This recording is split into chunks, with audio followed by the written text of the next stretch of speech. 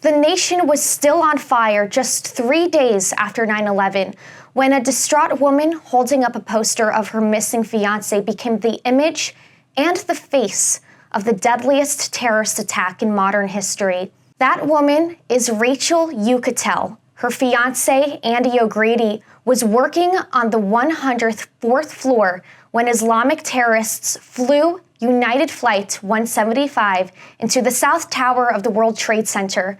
She is here with me now to share her story. Rachel, thank you so much for joining us. Thank you for having me, Justine.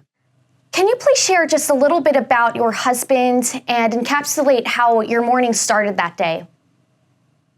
Sure. So he was my fiance, actually, and we had just gotten engaged 2 weeks prior. We lived together for about a year. We've been dating for about 3 years. I was 26. He was 32. So this was like a really exciting time in our life because we had just gotten back. September 11th was a Tuesday. We had just gotten back Sunday night from a 10-day trip to Greece, kind of celebrating that we had just been engaged. And we were, kind of on cloud nine. So what happened that morning was that we were both up very early. I worked at Bloomberg News and I had to be at work at 5 a.m. That was my shift that I always had since I worked there. And basically we woke up really early because we were on Greece time, and so we were both up. We were both, getting ready for work. And I remember coming out of the bathroom after I, got ready for work and put my makeup on. And I came out and saw him and he was sitting in the living room he was watching the Weather Channel, actually. And he mentioned, oh, it's going to be a gorgeous day today. It's going to be beautiful like it was in Greece. And he was still sort of sitting in his boxer shorts. He hadn't gotten in the shower yet. And we had the day before, we had gotten our photographs from the trip developed. So I guess this was the time when you still had, photos that you went and developed. I mean, no one talks about that anymore, but because I don't know that people even do that anymore. But so I had gotten six rolls of film. I took it to the place, the 1 hour photo, had all these photos. I handed him the photos and then I turned around and went back and said, give me the negatives because I know you're going to lose them. Thank God I did that because then I was able to still have those photographs because he brought all 6 stacks to the office that morning. And he said, I kind of headed towards the door and he said, come here and give me a kiss goodbye. And I said, oh, I just put on my lipstick. I'll kiss you later. And that always sticks with me because it made me so upset later on thinking about that, Anyway, I went to work at 5 a.m. He got into work probably at around 6:37. And we spoke once on the phone before this all happened. He was very funny. He used to always make fun of me because I would leave the towels. I would take a towel and put it on my head. I would take a towel and wrap it around my body. And I would take a towel and I'd put it on the floor when I got out of the shower. And then I would leave no towels for him. So he would always yell at me for that. So he called me that morning and he called me Schmoops. He said, Schmoops, I'm so proud of you. You're acting like the wife I really want because you put the towels back in the bathroom. So we had a kind of a chuckle about that. And sorry, that just made me sad. And so that was the last time I spoke to him before the plane hit. I can't even imagine what that moment and what that morning was like for you, not realizing that was the last time you would see your fiance. And I'm so sorry. I feel for you. Tell me, you said you were working in a newsroom that morning. As the attacks unfolded, how did you react when you found out that it was terrorism? So I worked on the assignment desk at the time. So our job was to cover news and be the first ones. And we had, I had 4 TV screens on my desk in general, but we had TV screens all up the in the newsroom floor at Bloomberg.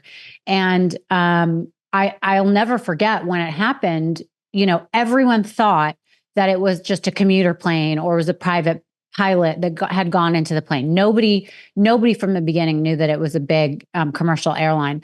So we immediately see smoke coming from the North Tower. And Andy and I had a weekend home in Sands Point. And every time we would drive over the bridge coming back from Long Island, he would say, look at my tower. Mine is the one without the steeple on top. And, he always repeated it. And I always was like, okay, I got it. I know. But, it was an interesting thing that he had told me that, because I immediately looked at the screen. And when I heard the World Trade Center's on fire, I looked up and I remember seeing smoke billowing out of the tower that did not, that had the steeple, excuse me. So I knew that it wasn't his tower immediately. And so, it's not like I didn't think much of it, but for me, I was like, okay, I've got to call analysts. I've got to call, people at the airline. We got to figure out what's going on. But I was covering it for news. And I remember saying to the people around me, God, that poor pilot, he must have been new. He must not have known how to fly properly. So that's what we were all thinking. And then, as time went on and it was getting a little more information coming in. I don't believe, listen, it's been 2 decades now. From what I remember, I think we didn't really know that it was a terrorist attack until the second plane hit his building, because originally, I think eventually the news came in that it was a commercial airline, but people just assumed there must have been a problem with the pilot or the plane. There was chatter, but it wasn't like, oh, this is terrorism. So it wasn't until the second plane hit that happened. But I did talk to Andy. We were on air and I was, getting statements from him about what he was seeing. And he was saying that I remember him mentioning how much paper there was outside the window, and it was flying everywhere, kind of like butterflies out the window. He just said it was paper everywhere. And he did mention that he was looking straight across the way and seeing people kind of hanging out of the windows. And he sort of said, God, think of how bad it must be inside if they are considering standing out the window. And then I was on the phone with him when someone did jump, and he commented just about how terrible that was to watch. And the last time I spoke to him, I called him a couple times, and he said he was going to get out of there shortly. But in the background, I could hear over the intercom the voice saying, stay put, don't move. So that was the last time I spoke to him. I literally, as I was hanging up the phone from him the last time, the plane hit his building. That's awful. Did you ever, so you guys spoke about how maybe it was time to get out of the building. When did he start thinking that maybe it was a good idea to start heading down? Or do you think that the loudspeaker telling everyone to stay put, do you think that influenced what happened? Yeah, a little bit. He was also in the 93. He was there working in the World Trade Center when the bombing happened. I guess it was in 93. And they were told to stay put. And he told me stories about how he played poker. They all went up to the roof. They played poker. It wasn't that big of a deal for them. So I think he felt like, I've been through this before. Clearly, no one assumed another plane would be coming. And also, no one had, this is a terrible word, but I do use it often, the creativity to think that, this was a terrorist attack and that someone had thought this can actually bring the towers down. I think I don't know if the word safe is right, but he probably felt safe that it wasn't in his building. No one ever assumed, what ended up happening could happen. So, and even when the plane hit his building, it was clear that it was underneath his floor. So I still, when that happened, I was frightened and scared, but I assumed he would just go upstairs. I assumed he would go to the roof. And I never assumed the day would end the way that it did. Right. When you eventually walked outside, the photo shows a couple of days later that iconic photo on the New York Post. It showed that you were going from hospital to hospital looking for your fiancé. When did you start looking? When did you get out of the newsroom and start trying to figure out what to do at that point? It must have been very, very shocking, very confusing. Yeah. So, it became a thing. So September 11th was a Tuesday. And I think soon after, by Wednesday, you saw that people were putting up flyers. And I'm not sure why we all chose to do that, but that was what we did, searching for our loved ones. And I remember I had every TV in the apartment on. I had a couple people staying with me from the night it happened. And we were trying to figure out what to do next. And there was talk that people or bodies were being brought to different hospitals around the area. And there was a list of people that were in the hospitals. So a friend of mine, Allison, was sitting at my computer and she said, Andy's name is on this list at Bellevue. Go. So something inside of me, I knew that there's no shot that he was there. So, I mean, it was hundreds of names. And so I did stop at the Kinko's before I went to Bellevue, and I made that flyer that I'm holding.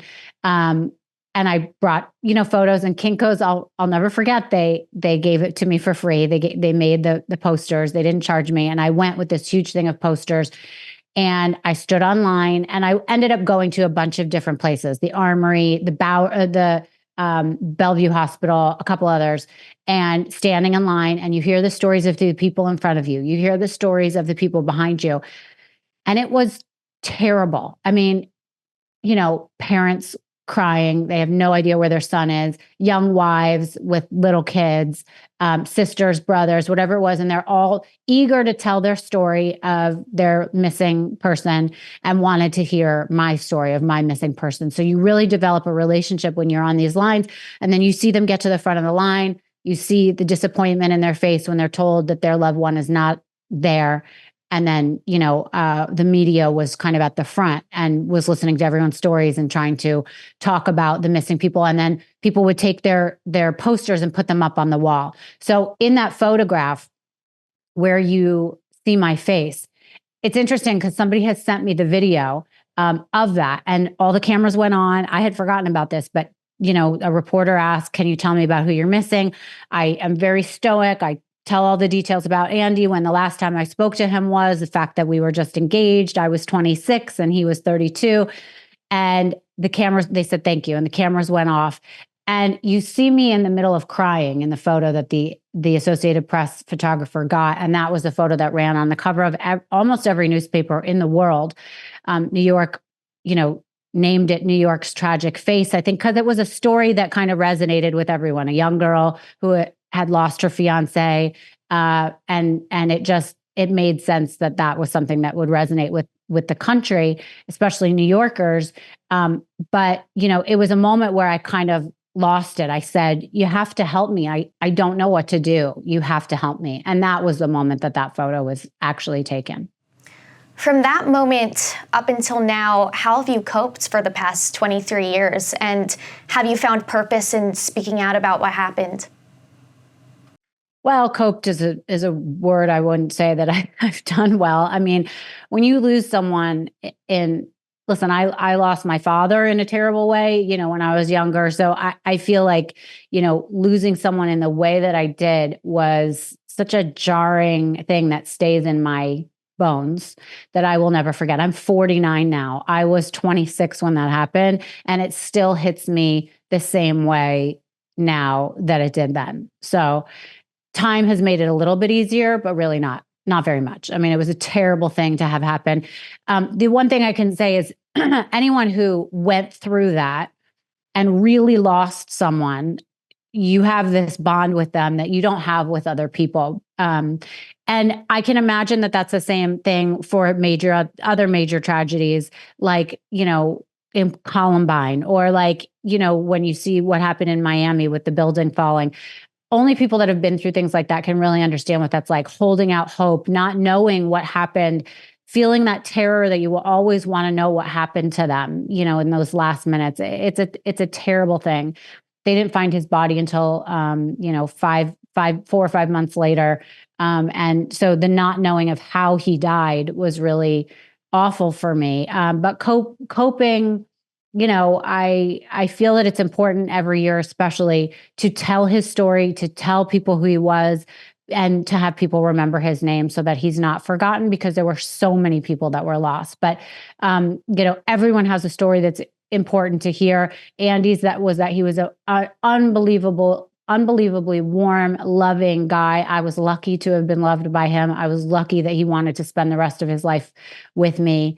And it has shaped me in the way that, I'm single still, right? So I have a 12-year-old daughter, but I have never stayed married very long. It's obviously affected me in the way that it affects my relationships.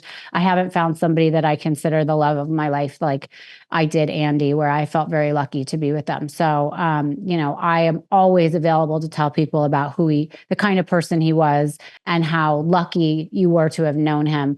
And a lot of his friends will tell you that same story. You mentioned your daughter, how she's 12 years old. And that being said, we've had almost 2 generations now since 9/11. Many young people are now born after 9/11. So how can we teach the memory, teach the lessons that we learned that fateful day? How can we teach them to a generation that honestly seems like we've forgotten a little bit of that patriotism? I agree with that. My daughter, we only moved out of New York in the last year. And up until then, every September 11th, I always asked if they brought it up in school. And it was only in the last year that she's, on September 11th, they talk about it, but they don't have it in history class. They don't, at least not yet. And maybe it was just to the younger kids, but they had not brought it up. They did not make a day of explaining what happened, why it happened, talk about the people that were lost, maybe even taking the opportunity for kids that live in New York City to go down to the memorial or go to the museum down there. And I think it's so important. My daughter has grown up knowing about Andy. She's grown up knowing about September 11th, and she almost feels very shy on September 11th, and she doesn't like to talk about it because she's so closely related to somebody who not only was, affected, but a photo that's in the museum and someone knows from September 11th. So I do think it's important to teach kids about terrorism, about what can occur from that, about the innocent lives that can be lost. And especially with all the stuff going on now around the world, it is important to remember that innocent lives get lost in many of these situations. But telling the story of who those people were is really important because it brings some humanity to it. When you're trying to fight against a group that believes that death is the ultimate, and that they're not fearful of losing their lives, it's very hard to fight against a group like that. And so that's what made that kind of terrorism very scary. Those people were happy to get in a plane, know that their life was going to end at the end of the day, because that was salvation to them. That was the ultimate thing that they could do for their cult, their lives, and they thought they were going into some sort of better life. And that's a very scary thing, because it's very hard to fight against somebody who doesn't take their lives seriously. Are you afraid that something like this might happen again? God forbid. We look at the demonstrations in our streets supporting terrorist organizations. Now we have federal authorities telling us that dozens of people on the terror watch list have crossed our borders.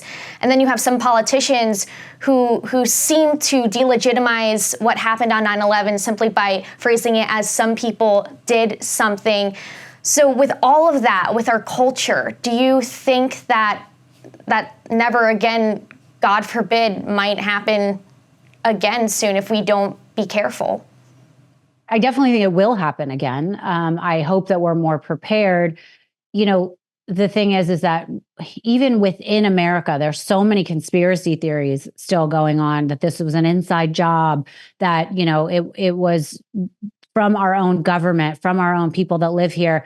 I don't believe that. I believe, and I think it's really important to have a clear and level head about what we will do in a situation like that, how to try and protect our children, innocent victims, but also how to combat that in a way that, we do not have to go through this again. But no, I'm very fearful that it's something that could happen again, especially in this kind of political climate. It's very, very scary.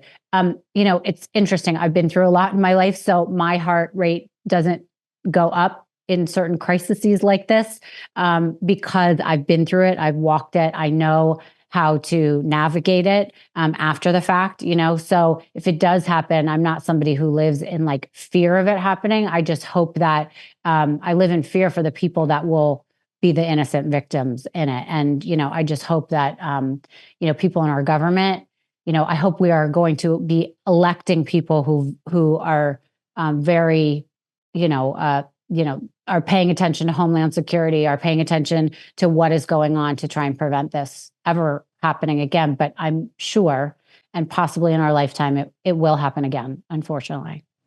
That being said, what message do you have to people who are afraid? And then what message do you have to people, young college students who might be cheering on things that they don't really know all about? You mentioned earlier that the people who committed the 9/11 terrorist attacks, they enjoyed the idea of dying to commit something so horrible. They think so differently than someone who is moral. So what is your message to young students, or just young people in general, who maybe don't realize that? Well, it's really interesting. I have seen some videos where a lot of these people who are protesting on college campuses, for example, in Manhattan, I've seen specifically some videos where a news reporter will go to them and say, well, what are you marching for? What are you protesting? And the kids actually don't know. That is really dangerous. I hate hearing that. I understand that the younger generation likes to find a cause, wants to be part of a movement. I think that's commendable. I think that's great. I just really hope that you are educating yourself about what cause you are taking on and really being part of the facts. It makes more sense to get involved in a cause that might mean something to you personally, whether or not you know someone who has been affected or lost someone, or, but don't just take on a cause because the rest of the people on your campus is, or because you've listened to a certain, side of the media and they've made you believe certain things. Be educated, know what you're fighting for, know why you're fighting for it, because that really makes a huge difference. Rachel, thank you so much for joining me again, and thank you for sharing your story and the memory of your fiancé. It was really a pleasure speaking with you. Thank you so much for your time.